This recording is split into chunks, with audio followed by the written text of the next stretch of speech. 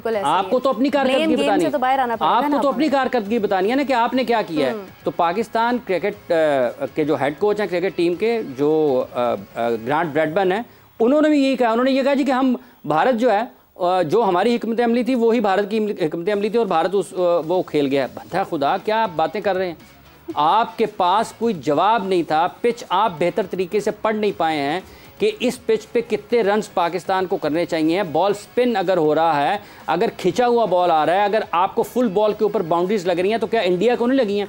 उन्होंने अपनी लाइन उसके बाद लेंथ चेंज नहीं की है। पाकिस्तान को उन्होंने क्यों, पाकिस्तानी बॉलर्स बल्लेबाजों को बाजू खोलने का मौका नहीं दिया? वो हल्के हल्के बॉल आगे आपको एक ऐसी जगह पर करते रहे जहां पर बॉल अनइवन भी हो सकता है, कुछ नीचे भी बॉल रहे। कल जिस तरह बाबर आजम को 1-2 मरतबा उनके खिलाफ लेग बिफोर की अपील भी हुई है, तो ये तो आपने अडेप्ट करना था।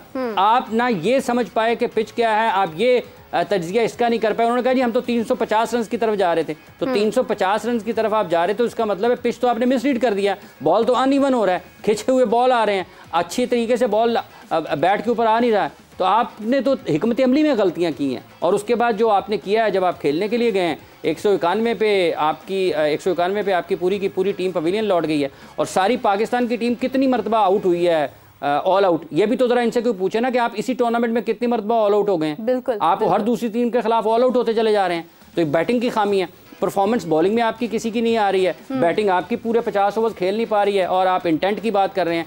खिलाते उसके बाद उनको जिनको इम्पैक्ट प्लेयर के नाम पे रखा हुआ है। कल कितने ओवर्स में आउट हुए हैं जी उमर साहब पाकिस्तान की टीम? अभी ओवर्स बाकी थे ना? बिल्कुल बिल्कुल, अभी ओवर्स बाकी थे। चला सकते, तो ये बताएं, ये बताएं ना। अफगानिस्तान ने इवन आप देखें किस तरह फाइट किया। हाँ, जब उन्होंने जब इंडिया के खिलाफ उन्होंने मैच खेला, कितने रन, कम से कम 200 से ऊपर रन्स बनाए हैं। मतलब अभी तक के हाईएस्ट रन्स तो अफगानिस्तान ने बनाए। बांग्लादेश भी 246 तक चला गया। ओके उन्होंने किए हैं। तो आप 191 पे आउट हो गए हैं। बजाय इसके कि आप ये बताएं कि आपकी बैटिंग क्यों नाकाम, आपकी बॉलिंग क्यों नाकाम, आपकी हिकमत अमली क्यों नाकाम, नाच न जाने आंगन टेढ़ा। आप बता रहे हैं जी कि हमारे ना सपोर्ट नहीं आई, हमें दिल पाकिस्तान सुनने को नहीं मिला। तो आप इतने दिन से वहां पे थे ना, आप अपने होटल के कमरों में लगा लें, आप वहीं पे सुनते रहें। आप रात को पूरी रात अपने कमरे में लगा के दिल पाकिस्तान सुनते रहें ताकि आपको ये कमी महसूस ना हो। आप अपने होटल से बस में बैठ के जाते हैं स्टेडियम से वापस होटल आते हैं, आप लगाते रहें जी, सुनते रहें। बिल्कुल ऐसे ही है। वो कहते हैं ना कि जो इंसान दूसरों में गलती तलाश करता है वो बाज़ औक़ात अपनी गलतियां कभी भी ठीक नहीं कर पाता। तो अपने अंदर गलती जो है वो पहले देखनी चाहिए। हाफिज़ साहब, आपके लिए एक सवाल आया है कि कोचेस की सिलेक्शन के लिए हमें किस तरह से क्या हिकमत अमली अपनानी चाहिए? क्या लोकल कोचेस के साथ जाना चाहिए या फ़ॉरेन कोचेस के साथ जाना चाहिए? देखिए, अब चूँकि ये वर्ल्ड कप चल रहा है, कोच कोई भी हो उसको कोचिंग आनी चाहिए, पहली बात ये। तो आप किसी भी कोच से ये पूछते हैं कि ये हमारी टीम है, इसमें क्या आपको, इसके लिए क्या कर सकते हैं और कैसे कर सकते हैं, तो फिर वो एक प्लान देता है।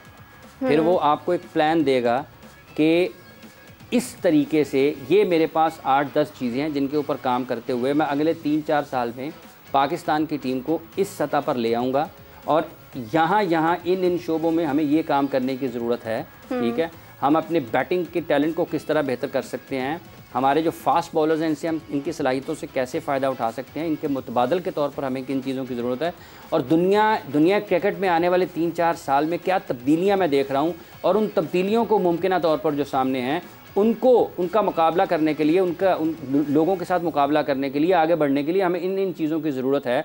तो इसके लिए हम एक भरपूर तरीके से प्रेजेंटेशन होती है ना कि आप किसी को देते हैं। ये थोड़ा है कि किसी को आप घर से बुलाएं और उसको पाकिस्तान टीम का कोच बना दें, भले वो पाकिस्तानी हो, भले वो गैर मुल्की हो, लेकिन इन चीज़ों को देखने के लिए भी तो वो शख्स होना चाहिए ना जिसको ये पता हो कि दुनिया की क्रिकेट कहाँ पे जा रही है, पाकिस्तान की क्रिकेट के क्या मसाइल है, पाकिस्तान क्रिकेट टीम को इंतज़ामी तौर पर किन मसाइल का सामना है, पाकिस्तान क्रिकेट टीम को खेल के एतबार से किन मसाइल का सामना है, पाकिस्तान क्रिकेट टीम को ज़हनी तौर पर किस तरीके से मजबूत किया जा सकता है, खिलाड़ियों को नफ्सियाती तौर पर इनको किन चीज़ों से बाहर निकालने की ज़रूरत है।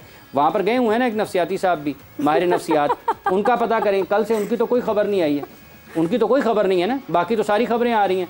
बाबर आजम की सालगिरह के बारे में उनसे पूछना चाहिए, जनाब क्या इस मौके पर सालगिरह का केक काटा जाना चाहिए था या नहीं काटा जाना चाहिए था, सालगिरह मनानी चाहिए थी या नहीं मनानी चाहिए? क्या लगता है नफ्सियात के ऊपर क्या है, केक कटिंग वगैरह हुई होगी रात को? मतलब ये इसके बाद ना जब बंदा हारता है और बिलखुसूस इंडिया के खिलाफ हारता है ना, आपको होटल से स्टेडियम से होटल जाना मुश्किल हो जाता है, आपका सफ़र ही कटता नहीं है, आपका सफ़र नहीं कटता, आप छुपते हैं, क्योंकि ये कोई इतना आसान नहीं होता कि आप और ये पहली शिकस्त तो नहीं है ना पाकिस्तान की। आप मेलबर्न में हारे, पलकेले में आपकी पिटाई हुई, आप कोलंबो में हारे, आप अहमदाबाद में भी हार गए, और एक ही पैटर्न है आपके हारने के कि आपको यकतरफा तौर पर 2 मैचेस आप यकतरफा तौर पर हारे हैं, कोलंबो वाला भी और अहमदाबाद वाला भी। मिकी आर्थर ये बताएं पाकिस्तान के लोगों को क्यों हारे हैं हम यकतरफा तौर पर। अच्छा हाफिज़ साहब, हम लोग मतलब शो एंड करने के बिल्कुल करीब हैं, मुझे वन लाइनर अगर आप बताएं कि पाकिस्तान अपना कल की हार के बाद प्रेशर को किस तरह से मैनेज कर सकता है।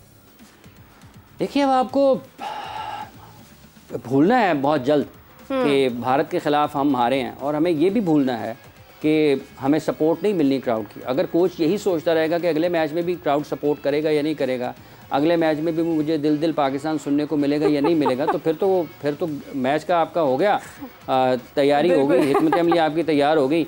इसलिए कोच को और तमाम खिलाड़ियों को इस चीज़ से बाहर निकलना है। जैसे हेड कोच ने भी कहा, टीम डायरेक्टर ने भी कहा, तो मेरा तो ख्याल है कि हिकमत अमली से ज़्यादा इनकी तवज्जो इस चीज़ पे है कि ये बंदे गिने के कितने इनको सपोर्ट कर रहे हैं और कितने इनको सपोर्ट नहीं कर रहे हैं। इससे बाहर निकलने की ज़रूरत है और अपनी गलतियों से सुधारने की ज़रूरत है। और बाबर आजम और रिजवान को ज़िम्मेदार हर चीज़ का ठहराने की बजाय जो दीगर लोग हैं उनको भी अपनी ज़िम्मेदारी का एहसास करने की ज़रूरत है। बिल्कुल ऐसे ही है, बल्कि आप देखिए कि किस तरह से प्लेयर्स कैसे इस चीज़ को भूलेंगे जब उनके बड़े ही उनको भूलने नहीं दे रहे हैं। आपके कोच जब जो लीड कर रहा है ना टीम को एज एक आप उसको कहें कि जिसने शो को चलाना है, ग्राउंड से बाहर जिसने शो को चलाना है वो टीम डायरेक्टर है ना। और अगर टीम डायरेक्टर ये रो रहा है कि हमें लोग सपोर्ट नहीं कर रहे हैं, तो फिर बाकी भी लोगों के जहन में यही सोच जाएगी ना, जो उसके इर्द गिर्द सुनने वाले हैं कि यार हो सकता है फिर हम इसलिए परफॉर्म ना कर पा रहे हो सकता है अगर दिल पाकिस्तान लग जाए तो हमारी कारकर्दगी का मायार बेहतर हो जाए। इन चीज़ों से, ये मनफी चीज़ें, इनका खेल से ताल्लुक नहीं है। आपको सपोर्ट नहीं करते ना करें, क्या फ़र्क पड़ता है। मतलब आपको जब गाड़ी चला रहे होते हैं सड़क पर, तो आपको खुद से बचना होता है। आप दूसरों के ऊपर नहीं डाल सकते हैं कि वो मुझे बचा लेगा, वो मुझे बचा लेगा। आपने हज़ारों सैकड़ों गाड़ियों में अपनी गाड़ी को खुद बचाना होता है। बिल्कुल बिल्कुल, बड़ी प्यारी बात हाफिज़ साहब ने की है। इसी के साथ हम लोग आज के प्रोग्राम का एंड करते हैं। इसके बाद हम आपसे 6 बजे मुलाकात करेंगे। उम्मीद है कि पाकिस्तान अपनी अगली जो परफॉर्मेंस है वो बेहतर कर पाएगा, कल की हार का प्रेशर जो है वो हैंडल कर पाएगा। हमारे पैनलिस्ट का बहुत बहुत शुक्रिया। उमर आपका भी थैंक यू, आपने बड़े अच्छे स्टैट्स हमारे साथ शेयर किए हैं। ऑल्दो हाफिज़ साहब थोड़े अग्रेसिव हो गए थे, लेकिन उनके जज्बात जो हैं वो आपको पता है बहुत ज़्यादा जुड़े हुए हैं क्रिकेट के साथ, तो वो बिल्कुल कोई ऐसी बात बर्दाश्त नहीं करते हैं। अपना बहुत सारा ख्याल रखिएगा और हमारे साथ 6 बजे दोबारा हमें ज्वाइन कीजिएगा। अपने सवालात हमारे साथ आप यूट्यूब और फेसबुक पर शेयर कर सकते हैं, हम उनको आपका नेम लेकर शो के अंदर रिपीट करेंगे। और हाफिज़ साहब और उमर हमारे साथ मौजूद है, जो भी क्वेश्चंस हैं आप उनको शेयर कर सकते हैं। तो नाज़रीन, इसी के साथ हमें इजाज़त दीजिए। अपना बहुत सारा ख्याल रखिएगा। अल्लाह हाफ़िज़।